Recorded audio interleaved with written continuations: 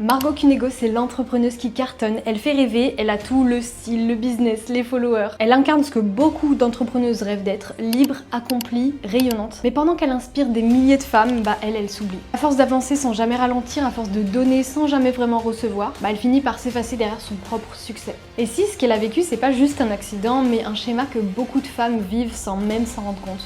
T'es peut-être comme Margot Cunego, tu crées, tu livres, t'apportes de la valeur en non-stop, tu fais tourner ton entreprise comme une horloge suisse, tu donnes tout à tes clients, t'assures la communication, tes offres, tes deadlines, et en parallèle, tu gères ta vie perso et parfois même la charge mentale des autres, comme si c'était la tienne. Tu dis oui par réflexe, t'encaisses les demandes, les imprévus, les attentes, avec le sourire évidemment. Et t'avances parce que c'est ça être une femme forte et ambitieuse. Sauf que, spoiler, c'est pas de la réussite, c'est de l'auto-sabotage. C'est de l'épuisement bien marketé. Alors c'est du sabotage lent, socialement valorisé parce que tu le fais avec élégance. Mais à long terme, cette force, elle te coûte cher et Margot Cunego en est la preuve. Et tu sais, ce qu'elle a traversé, c'est pas un accident de parcours. C'est le résultat d'un modèle de réussite qu'on vend aux femmes, mais qui finit par les user. Alors aujourd'hui, je te propose qu'on regarde ensemble ce qui s'est passé pour elle. Et pas pour la juger, pas pour la plaindre, mais parce que son parcours révèle d'un schéma qu'on retrouve chez trop de femmes brillantes, exigeantes, ambitieuses et épuisées sans le dire. Et si tu te reconnais dans cette histoire, même un peu, il est peut-être temps d'écouter ton corps avant que lui te dise stop. Margot, j'ai fondé Boost Ton Biz qui accompagne aujourd'hui 3000 femmes à lancer et à vivre d'une activité qui les passionne et qui leur permet d'être libres et indépendantes. Et en fait, c'est simple, j'ai fait un mental breakdown. Voilà, ce qui explique mon absence sur YouTube. Alors Margot Cunego, elle a tout construit elle-même, juste avec du travail, du talent, de la persévérance. Elle a été disciplinée, motivée, beaucoup trop, bien au-delà du raisonnable. Elle carburait à ça, elle a formé, coaché, inspiré des centaines de femmes. Elle a lancé, relancé, tenu le cap pendant des années. Et Margot Cunego en France, elle est vraiment devenue une figure de réussite, engagée, incarnée, structurée, constante. Mais ce qu'on voyait pas, c'est ce qu'elle vivait derrière les écrans. Derrière les stories motivantes, les lives inspirants, elle avait des journées à rallonge où chaque pause était une culpabilité déguisée, des week-ends juste pour avancer un peu en finissant un marathon de travail. Elle avait des moments où elle était physiquement présente pour ses proches mais mentalement ailleurs, encore dans un tunnel de lancement, avec un client avec une urgence dans sa tête. Et les petits signaux ont commencé à s'additionner. Parce que derrière ce qu'on appelle la discipline, il y a une peur de ralentir. Et derrière la motivation, il y a une pression énorme de pas flancher, d'avoir toujours plus de clients, toujours plus d'argent à la fin du mois. Margot, elle a appris à répondre à la baisse d'énergie par « Allez, go, on y va quand même ». Avoir le repos comme un caprice, comme un luxe des gens qui n'ont pas d'ambition. Et au début, ça passe, le corps, le mental, ils tiennent bon. Mais petit à petit, ça s'effrite. Les migraines persistantes, le sommeil irrégulier, les crises de larmes, la perte d'appétit, le manque d'envie de créer. Mais elle continue quand même. Parce qu'elle avait appris à croire que ce qu'elle vivait, c'était normal. Que oui, c'était ça, être une femme ambitieuse. Se dépasser, quoi qu'il en coûte. Qu'il fallait tenir bon, que la discipline, c'était la clé. Que la motivation, c'était la base. Sauf qu'à ce niveau-là, c'est plus de la discipline, c'est de l'obstination. Et en soi, Margot n'était pas faible, elle était trop forte, trop longtemps. Et cette force, à un moment, ça commence à la trahir et elle se retrouve dans un quotidien où tout fonctionne sauf elle. Et ce qu'a vécu Margot, c'est pas juste un passage à vide. C'est pas un petit coup de mou comme on voit sur les réseaux. C'est une conséquence logique d'un modèle entrepreneurial où on confond productivité et pertinence. Parce que, voilà ce qu'on dit jamais sur la discipline ou la constance, à un moment, si tu ne t'écoutes plus mais que tu continues à produire, tu produis mais à côté de la plaque. Et ce qu'on appelle épuisement dans le quotidien, c'est souvent un problème de stratégie. Quand t'es fatigué, ton niveau d'exigence chute. Tu crées moins, t'innoves moins, tu doutes beaucoup plus. Tu passes du mode leader à un mode pilote automatique.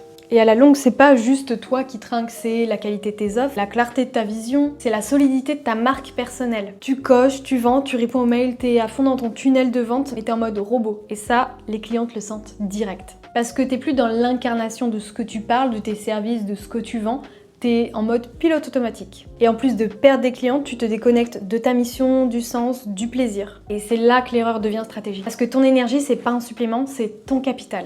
Margot, elle a oublié quel était son outil de travail principal. Son autorité naturelle, sa posture de leader, sa capacité à créer de la valeur, tout ça, ça naît de son énergie vitale. Quand toi, tu tires sur la corde, tu fragilises pas juste le côté émotionnel, mais tu dilues ta puissance stratégique. C'est exactement ce qui est arrivé à Margot. Elle pensait qu'en maintenant le rythme, elle protégeait son business, elle gagnait en visibilité et en cliente. Mais en réalité, elle fonçait dans un mur à 300 km/h. Elle prenait les bonnes décisions mais sans vision. Elle communiquait mais sans ressentir son message. Et c'est là que la chute commence. Parce que dans un marché saturé, ce qui fait la différence, c'est ta fréquence, ton énergie, ta clarté, ton feu intérieur. Et quand ton feu est en veilleuse, tout ce que tu construis devient fragile. Tu regardes cette vidéo et peut-être depuis tout à l'heure, tu hoches un peu la tête. Tu te dis, je me reconnais pas complètement. Ouais, moi ça va encore. Oui, c'est vrai que je suis fatiguée, mais c'est passager. Et tu sais ce que Margot Kinego disait aussi? Je suis juste dans une grosse période, après ce lancement, ça ira mieux, je vais me reposer quand ce sera plus stable, sauf que des lancements, t'en as plusieurs dans l'année. Et être entrepreneuse, c'est pas une situation stable. Et si t'es honnête avec toi-même, tu sais que ces phrases-là, tu te les répètes depuis des mois. Parce que tu veux que tout tienne, parce que t'as bossé dur pour lâcher un petit peu, pour ralentir maintenant. Peut-être que tes proches aussi te mettent la pression, alors toi tu veux montrer, tu veux briller, et tu veux leur dire que t'as pas fait tout ça pour rien, je te comprends. Et là, tu veux pas perdre ton rythme. Mais tu sais quoi? C'est pas ton rythme en ce moment. C'est juste une course imposée par un modèle beaucoup trop masculin, beaucoup trop boosté par l'ego, la productivité. Un modèle où la performance féminine est applaudie tant qu'elle reste jolie, polie, rentable. Mais à force de courir, tu sais plus si t'avances vers quelque chose ou juste loin de toi. Et c'est là que l'histoire de Margot, elle est précieuse. Pas comme un avertissement dramatique, mais juste comme une opportunité d'ouvrir les yeux avant que ton corps t'y oblige. Parce que t'as pas besoin de t'effondrer pour mériter une pause. T'as pas besoin d'attendre que ça craque pour décider de t'écouter. Tu peux dire stop sans que tout s'écroule. T'as le droit de ralentir sans t'excuser. De choisir la clarté au lieu de la vitesse. D'exister sans produire en continu. Et si cette vidéo te bouscule un peu, tant mieux. Ça veut dire que quelque chose en toi a besoin de respirer.